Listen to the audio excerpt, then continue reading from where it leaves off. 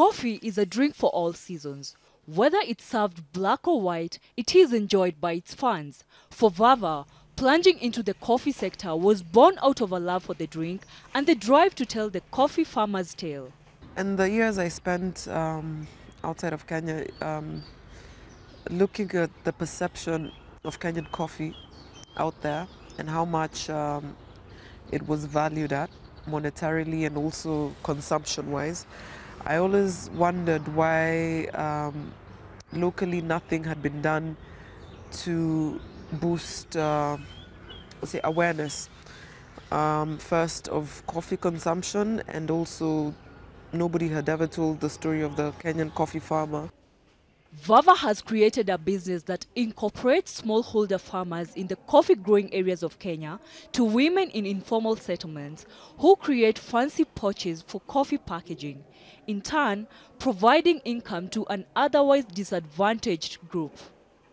I set about creating a social enterprise, which is now Vava Coffee, whereby our whole supply chain integrates different groups, starting from the smallholder coffee farmers right to these different groups, like the women groups in informal settlements, and everyone in our supply chain is a community or a person that requires a form of sustainable livelihood. So we've managed to provide not just better incomes for the smallholder farmer, but job opportunities for people who otherwise did not have a chance in getting a job.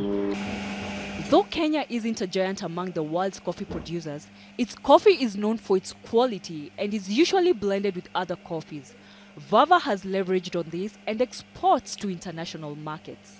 We've had a few successes recently in the European market, and that's primarily in countries like the Netherlands, the UK, and very soon it will be more of like the entire Europe. We hope to have covered that in the next few months in having selling points for the coffee in the whole of Europe.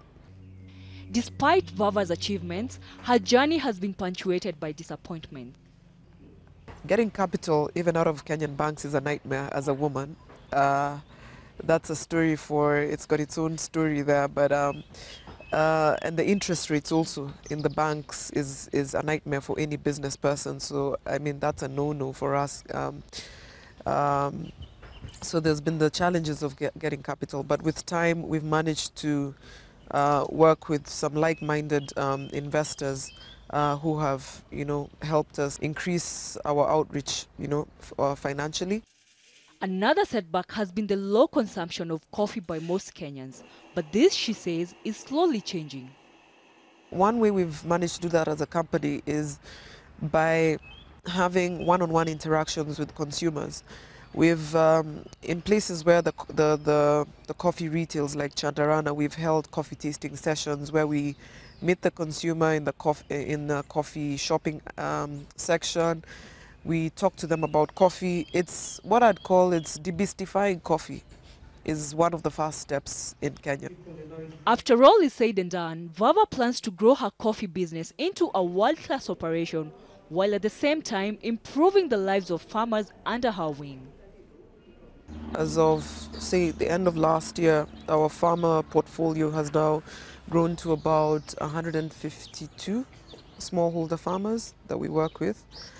And the target is by 2015 to at least have grown that to 30,000 smallholder farmers.